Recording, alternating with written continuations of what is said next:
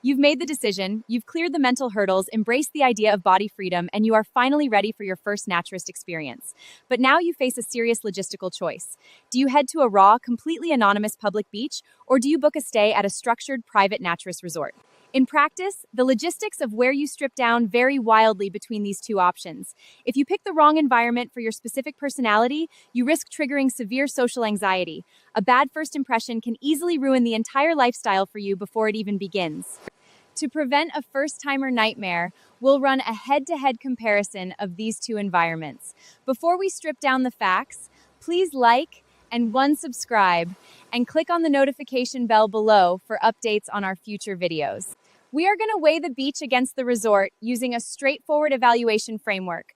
We'll evaluate both options across 4 distinct categories: cost, privacy, available amenities, and the pressure to undress. Let's dive right in. So let's run a first-timer showdown. We're going to weigh the public sand against the private sanctuary. This graphic outlines the 4 pillars we'll use to compare them: cost, the pressure to undress, privacy, and amenities. By stripping away the mystery in these 4 areas, you'll be better equipped to handle the initial nerves and pick the environment that actually works for you. Let's look at this matrix comparing the beach and resort, starting with cost and commitment. Utilizing public lands means zero financial barrier to entry. Wake up, decide the weather looks great, and head straight to the beach for a spontaneous day. The trade-off for free access is that you are entirely at the mercy of the elements. There is no facility support and no staff to rely on if the wind picks up or you forget your water bottle. A private resort requires an upfront investment. You'll pay daily entry fees, likely need to take a guided orientation tour, and you'll be required to sign a formal code of conduct before you can enter.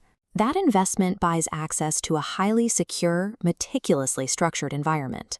Which brings us to the most emotionally significant category for beginners: the pressure to undress. Public beaches are clothing-optional zones. You dictate the exact pace. Stay in your swimsuit all day, or go completely top-free, or get totally nude when you're completely ready. Resorts operate with a strict contrast.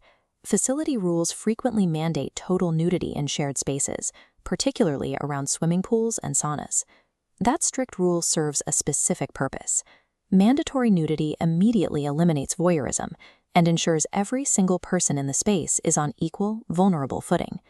The choice between cost and pressure comes down to this: do you prioritize having total control over your wallet and your wardrobe, or do you prefer a structured environment that forces absolute equality from the moment you step out of the locker room?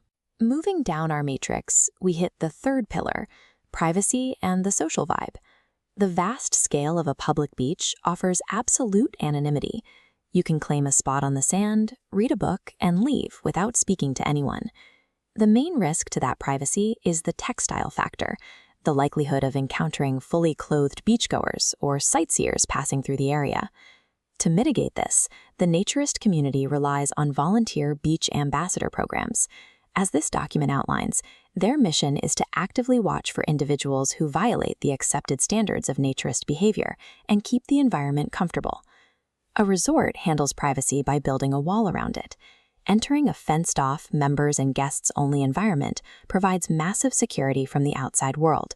But inside those gates, you lose your anonymity. Making small talk and mingling with the built-in community by the pool is the expected social norm.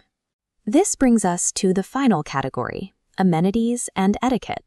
Embracing raw nature at the beach means completely sacrificing creature comforts. There are no swimming pools, no poolside bars, and no pristine hot showers waiting for you. Private resorts are built around leisure facilities, offering curated amenities like pools, saunas, and sports courts. Using those amenities requires adherence to Naturist etiquette. The absolute, non-negotiable standard is the towel rule. You must carry and sit on your own towel at all times for hygiene on any shared seating.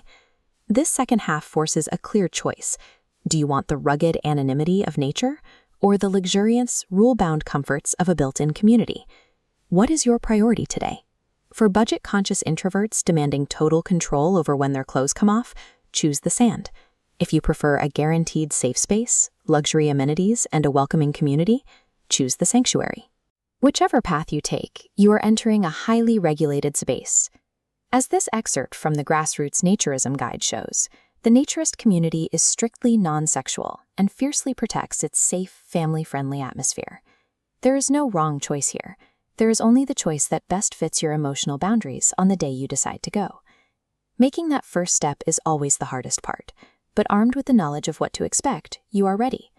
So grab your towel, step out of your comfort zone, and experience the pure, simple freedom of a day without clothes. Now it's time to hear from you. Did you go to a Naturist beach or Naturist club? Leave a comment below. If this guide helped you gain some confidence, please like and subscribe, and don't forget to click the notification bell for updates. Whether on a sandy shoreline or in a heated resort pool, naked recreation requires wires, mutual respect. Bring that, and you will find pure body freedom. Stay comfortable, stay natural, and see you next time.